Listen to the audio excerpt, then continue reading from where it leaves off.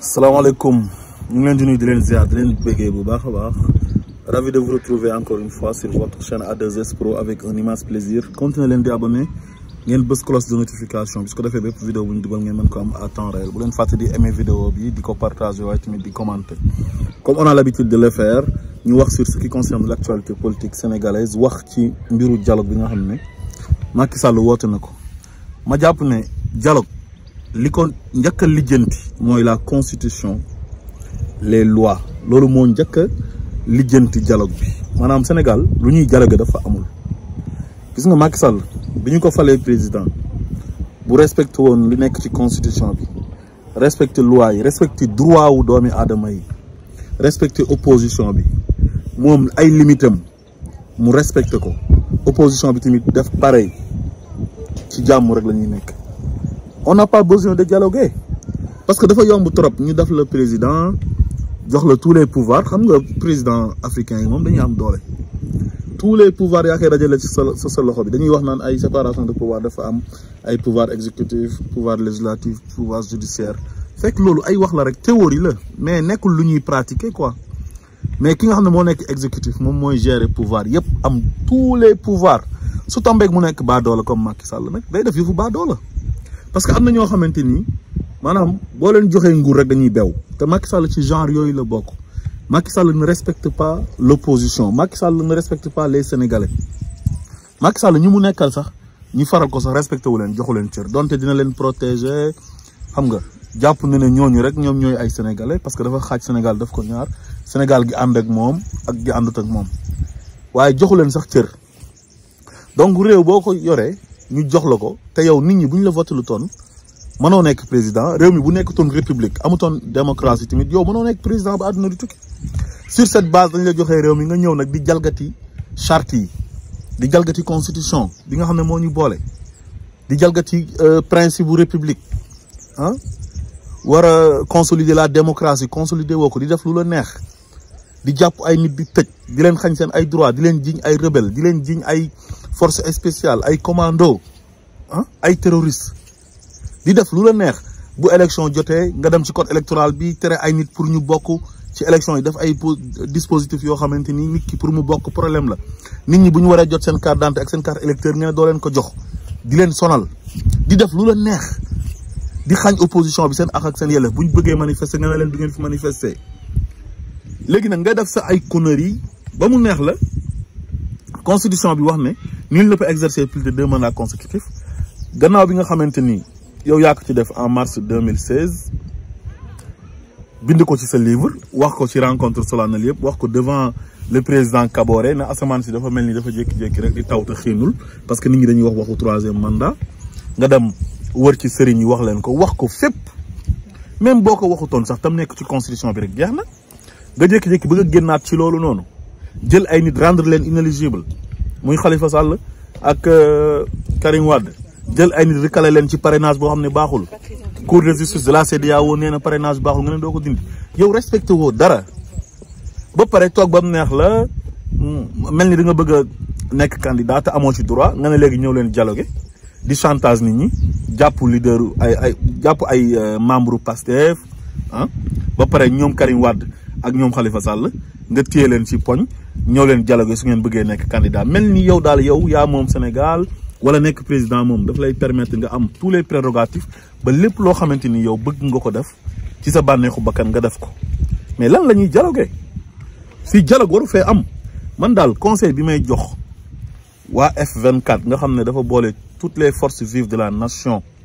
ngir yàlla bu leen wor Sénégalais yi, dimbale leen ñu ngir yàlla. Sénégalais yi dañoo sonn ci wor. Politiciens yi dañ leen di wor à chaque fois.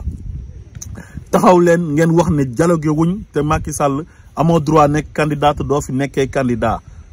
Lu mu ko jaral pour mu ne dafay nekk candidat ak éliminer ay nit yoo xam ne amu ci benn droit, di ko jaarale justice, di ko jaarale ci ay parrainage, ngeen xeex ak moom. Mais jar na ko parce que réew tamit du lu ñuy caaxaanee quoi. Du benn baadoola bu mel ni Macky Sall mooy ñëw téye réew mi di kàll-kallee nit ñi, di fontoo nit ñi te kenn du ko wax dara. Kilifa yu fa nekk kenn ñemewu ko wax dara, muy def lu ko neex, ku ko neex jàpp tëj, lu ko neex def ah, ku ko neex mu ne doo fi nekkee candidat. Mais moom mooy kan? Manta am doole ba ëpp doole peuple bi.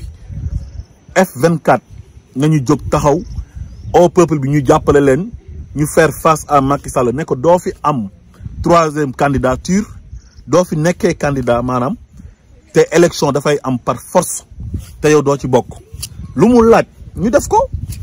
mais réew am na foo xam ne bu fa tollee wax dëgg yàlla ku nekk da nga war a jël sa responsabilité parce que benn nit mënul nekk ci réew ma di lëmbee réew mi jàpp ñëpp en otage mel ni moom moo ëpp nit ñi doole. maa ngi gis Khalifa Sall ci émission yi moog Pape Alé Niang muy wane ne daal moom dafa bëgg a dem ci dialogue bi quoi ni muy waxee naan waaw xam nga nit boo bëggee dara da ngay naxante ba am ko mais bëgg nekk candidat est-ce que jar na nit ki jàpp la xañ la sa ay droit jiiñ la ne da ngaa sàcc 1,8 milliard vilipende la yàq sa der ah accélérer sa procédure jàpp la tëj la ba mu des rabat d'arrêt mu ne rabat d'arrêt bi n'est pas suspensif fexe ba nekkoo candidat ñu def la député ci biir kaso bi mu bañ ne du la génne parce que boobu am nga immunité parlementaire mu lever waat sa immunité parlementaire ci biir kaso bi ba pare continuer tëj la fa xamoon nga objectif bi mooy bëggutoon nga nekk candidat mais boo demee ba heure bii nag nga nekk di ko neexal di wax naan waaw président Macky Sall xam nga ñu bëri sax ñu ngi wax naan mënul politique waaye kuy wax loolu xamoo looy wax ku mën a politique la mën a politique mooy koo xam ne da ngay wor di njuuj njaaj di fen di wax lu dul dëgg di tappale di jaay doole loolu mooy mën a politique ñun politique bu ñu bëgg mooy politique bu set une politique saine di wax sénégalais yi dëgg bañ di wor sénégalais yi respecter loi yi respecter constitution bi respecter droit wu doomi aadama yi respecter ñi nga jiite respecter sa kàddu politique boobu lañ soxla mais politique bi Macky Sall di def façon boobu ñun jomb nañ di toog di ci tàgg nit naan dafa mën a politique loolu mooy nit ki dafa mën a fen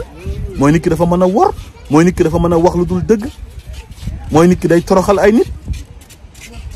loolu man d'accord ma ci ak Khalifa Sall li may wax Khalifa Sall tamit mooy dafa bokk ci Yewwi Askan Wi te Yewwi Askan Wi waa Sénégal dañoo am ci ñoom yaakaar lool ba gis nga élection yi passé mooy élection locale yi ak élection législative yi résultat yi ñu ci am donc fexe leen ba bu leen wor sénégalais yi booloo leen ngeen nekk benn bëgg a nekk candidat warul mën a tax ngay wor sénégalais yi di dem te Macky Sall daf leen a bëgg diviser bu leen nangu loolu toog leen ci seen F24 bi yéen ñëpp ngeen toog ngeen nekk benn déggoo ci ne dialogue wuñ parce que Macky Sall bu respecté woon constitution bi respecté loi yi respecté droit yi respecté code électoral bi kon benn crise du fi am ba dialogue du fi am mu ngi nii di oote dialogue jàpp ay nit tëj leen ci kaso bi jël Ousmane Sonko di def acharnement judiciaire ci kawam ak harcèlement judiciaire jël ay ñetti procureur rek ñetti juge teg leen ci tribunal ba ñu ne ñoom ñooy invalider la candidature de Ousmane Sonko jàppale leen Ousmane Sonko da ngeen a war a taxaw Ousmane Sonko ngeen jàppale ko te bañ a def ci seen bopp bi naan ay Ousmane Sonko dañ suñ ko éliminer après ñun même bu Macky Sall nekkee candidat baax na ñu dem ak moom élection su ko defee ñu gagné ko comme syndrome bu amoon 2012 am ma ne Macky Sall ak Abdoulaye Wade duñ benn de gis nga bu ngeen fi dialogué d'accord candidature illégale et anticonstitutionnelle bu Macky Sall dina sàcc élection yi te dina ko gagné bàyyi leen sénégalais yi ngeen di wor nit nekk président warul tax mu am tous les pouvoirs wan leen ko carrément ne ko ñaari mandat lañ digaale woon ak yow jeex na di nga organiser des élections libres et transparentes te doo ci bokk te ñu bëgg a bokk ñëpp da nga leen di bàyyi ñu bokk par force mais fu mu yem neex bu boobaa bu coow amee ñu war a àtte dinañ ñëw àtte si communauté internationale dinañ ñëw CEDEAO dinañ ñëw mu jaral leen lu nekk su ko defee ngeen mën a dimbale sénégalais yi mais mënuñoo dëkk ci di wor sénégalais yi à chaque fois pour seen ay propre intérêt personnel loolu moo fi war a jeex ba pare seen soi-disant procès Adji Sarr bi nga xamante ni moom lañ jàpp nee nañ le 16 la mais loolu warul am yéen ñëpp da ngeen a war a nekk benn jàppale Ousmane Sonko ne loolu warul am parce que c'est de l'injustice notoire loolu warul leen ko nangu yéen xam nga mais kenn ku nekk sa intérêt personnel pour lan procès bi warul am parce que bu ñu demee ba nga xamante ni justice bi dafay def injustice vraiment yéen ñëpp yéen a war a taxaw jàkkaarloog moom même ñi nekk ci justice bi les membres de la justice les acteurs de la justice ñooñu dañoo war a taxaw ñu def désobéissance civile dañoo war a désobéir parce que dañoo war a respecter loi yi ak droit yi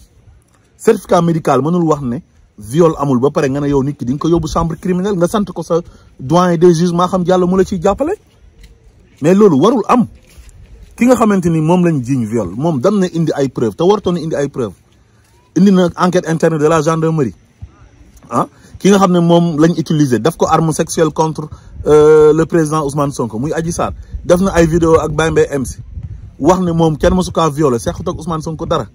loolu lan moko gëna nek ay preuve capitaine Touré mu yoron enquête bi wax ne ki kenn def ko dara mu leer nañ te koku yag na def ay enquête Ndeye Khady Ndiaye mi nga xamanteni mom mo nek ci salon ba embauché Adji Sarr bu faral doon am kañ Adji Sarr lay faral ak jëkkëram Ibrahima Koulibaly ak mama ba ko masseuse bi nga xamanteni Adji Sarr sax moko fi indi te ñom ñaar seen ñaar yaay ay xarit lañ mais taxaw na gendarmerie ci kanamu capitaine Touré ne Adji Sarr lu muy wax dara du ci dëgg ak yeneen madame Tall bi nek Sacré-Cœur relation yu amoon ak Adji Sarr ba jappé ko domam bu faral doon am Adji Sarr lay faral su fekkon dañoo violé Adji Sarr wax dëgg yàlla Adji Sarr lay faral loolu yëpp ay preuve la mu leer nañ ñu jalgati loolu yëpp sànni fële ne Macky Sall moo leen sant pour ñu yóbbu Ousmane Sonko chambre criminelle pour yàq deram mais nan la ñuy jëlee benn dossier boo xamante ni tey pièce maîtresse bi moom mooy certificat médical bi ñu ne dañuy def lu leen neex am nañ certificat médical waaye suñu yoon nekkul ci certificat médical ba pare ordre des médecins toog di xoole ordre des médecins ñoom tamit war nañoo yëngatu wane ne ñu ngi leen di ñàkkal fayda parce que dañoo prêter serment keneen ki nga xam ne dafa violé mu leer nañ ñi certificat médical taxal ko muy Sitor Ndour parce que si Macky Sall la far juge bi bàyyi ko ndax lan ay pression yi muy subir naan awma preuve te certificat médical ba wax na fekk nañ sperme ci sexe xale bi jox ko pilule du lendemain pour mu bañ a ëmb jox ko loo xamante ni day tax du mën a am infection benn désinfectant loolu lan moo ko gën a leer ñu libéré ko mais loolu est-ce que justice la est-ce que dañoo war a nangu ñu jël suñu justice bii nii daf ko arme contre des adversaires politiques di leen xañ seen ay droit seen àq ak seen yelleef comme ni ko président Ousmane Sonko waxee nee na boo yoree oto di dawal sax boo mbëkkee benn muus ñu ne la yow tu es inéligible su nit ki duggee ci jàkka ji di julli non su weeru koor jotee nga ne romb naa nit mu nekk ci restaurant ba di lekk mu dem porter les plainte pour diffamation su ko defee ñu ne la yow tu es inéligible est-ce que nit war nañ ko mën a rendre inéligible ci nu yombee noonu dans une démocratie nit koo xam ne des millions de sénégalais ñoo ko topp am ci moom yaakaar le peuple est souverain la justice est rendue au nom du peuple léegi ñu ne ñetti juge ak ñetti procureur ñoom ñooy toog pour faire plaisir à Macky Sall ñoom ñooy décider ne Ousmane Sonko du fi nekkee candidat wala Macky Sall dem créer benn parrainage am recalé ay nit ne kii du fi nekkee candidat parce que neexuma mais loolu mooy lan waa F24 booloo leen ngeen nekk benn ngeen jàppalante seen biir jàppale leen Ousmane Sonko ci xeex bi ñu koy xeex acharnement judiciaire bi ñuy teg ci kawam ak harcèlement judiciaire bi waaye tamit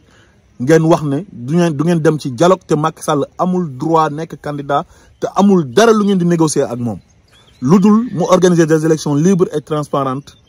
ku sénégalais yi fal ñu xam ne sénégalais yi ñoo la fal mu bàyyi ñëpp ñu bokk képp koo xamante ni remplir nga critères yi pour bokk ci élection yi ñu bàyyi la nga bokk